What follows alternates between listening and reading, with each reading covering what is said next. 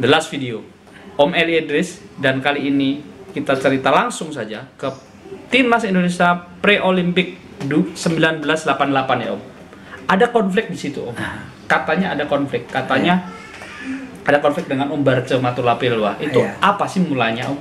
Iya, sebetulnya Om Barce ini kan dia pelatih bagus, pelatih bagus, top orangnya juga enak ya kan. Hanya saya nggak tahu pada waktu itu mungkin dia dengar ya kan, dengar dari orang atau dari ini bahwa saya ada berapa orang pada waktu itu, kebetulan kan dia bawa tim ya kan, tim waktu itu yang pra-olimpiade yang Singapura sama Tokyo pada waktu itu kalau nggak salah.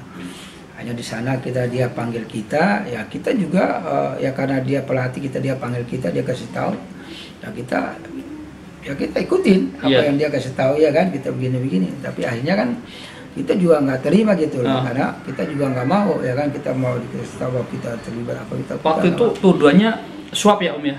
Ya itu kan kita seolah-olah kita ada berhubungan gitu kan dengan orang ya kan, tapi kita juga nggak tahu persis, ya kita kan hanya minta bukti gitu loh, ya kan.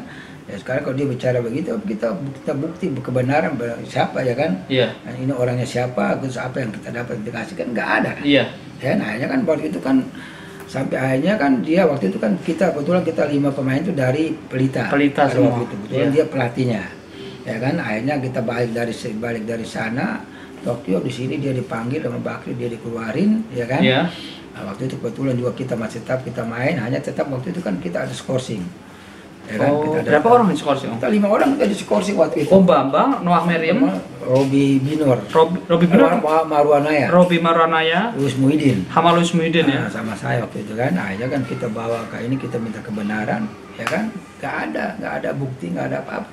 Dan itu efeknya Om tidak bisa main di 91 SEA Games ya Om ya. Itu akhirnya kan saya nggak ambil situ kan. Tapi akhirnya hukuman itu di-clearkan Om? Iya dicabut, akhirnya kan dicabut ya? Walaupun waktu itu kan kita ada sanksi ya kan, mungkin kita berhubungan lah ya kan. Akhirnya kan dikasih sanksi, tapi kan nggak lama pada waktu itu. Akhirnya kan dicabut lagi gitu. Nah, sempat ada ketika Om Barce melatih di Petro, Om katanya memberikan gestur yang jorok gitu, mengeluarkan bukan mengeluarkan aurat lah gitu ya. Nah, itu bener nggak sih Om? Iya nggak mungkin lah, artinya kenapa saya nggak mungkin, orang itu di depan umum segitu orang banyak yang nonton ya kan. Saya kan waktu itu saya bikin gol, kebetulan saya bikin gol kan, terus saya hanya datang di depan dia itu kan, karena dia ngomong itu, gitu ya? Dia ngomong bahwa dia pakai pelatih asing 75 pun mungkin nggak menang dia gitu loh. Hanya saya begini di depan itu, hanya kan waktu itu kan udah seolah-olah saya kan nggak mungkin lah ya kan, saya di depan orang segitu banyak saya betul apa kan nggak mungkin. Nah itu yang kejadian pada waktu itu.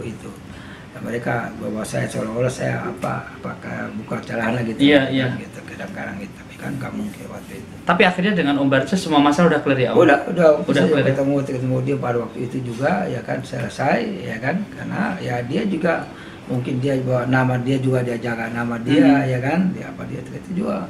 Kita juga minta bukti ya kan, benar kalau ini kan kita dan nggak ada foto yang ada semua, nggak ada apa-apa gitu loh ya kan gitu.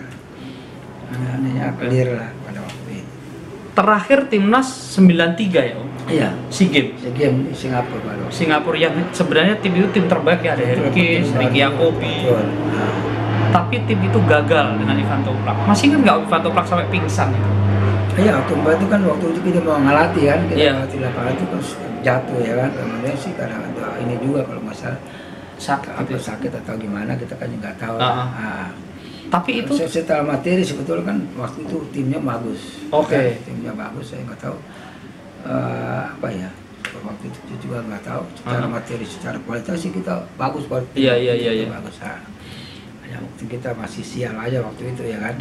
Nggak sampai itu timnas terakhir Om 93? Iya, 93 terakhir memang sempat dipanggil lagi nggak mau atau gimana? Udah waktu itu saya udah enggak ya. Dari semua karirnya Om, yang paling berkesan sampai sekarang diingat apa Om? Di timnas atau di timnas? Di klub? Di timnas. Di timnas itu yang berkesan itu yang dua yang juara itu, yang juara 10 sama 4 besar itu. 4 besar di Asia ya Om? Di Asia itu yang sampai sekarang ini kan dibilang kan belum ada tim nasional yang berkiprah kan. Juara 10 kemudian 4 besar di Asian Games kan nggak gampang. Kan? Sekarang itu nggak ada. Terakhir Om, pesan buat anak-anak muda sekarang Om, apa Om? Iya, aja kan saya pesan setelah saya juga terlibat jauh dia kan di sepak bola, kemudian jadi pelatih, kemudian ikut melihat ya kan anak-anak muda sekarang ini paling enggak ya kan, karena sepak bola era modern sekarang ini mesti paling enggak satu mereka kita mesti banyak belajar ya kan, dan sekarang sepak bola modern sekarang ini paling enggak mesti punya daya tangkap, daya berpikirnya juga mesti tinggi. Oke, ini yang sekarang yang mesti dikembangkan, kita kembangkan ke paksa mereka untuk berpikir seperti itu. Oke. Dan sekarang pun saya nggak tahu kalau sekarang mereka punya fisik, dan fisik ini sekarang pemain sekarang mampu nggak mereka bermain di 2x45 dengan tempo tinggi.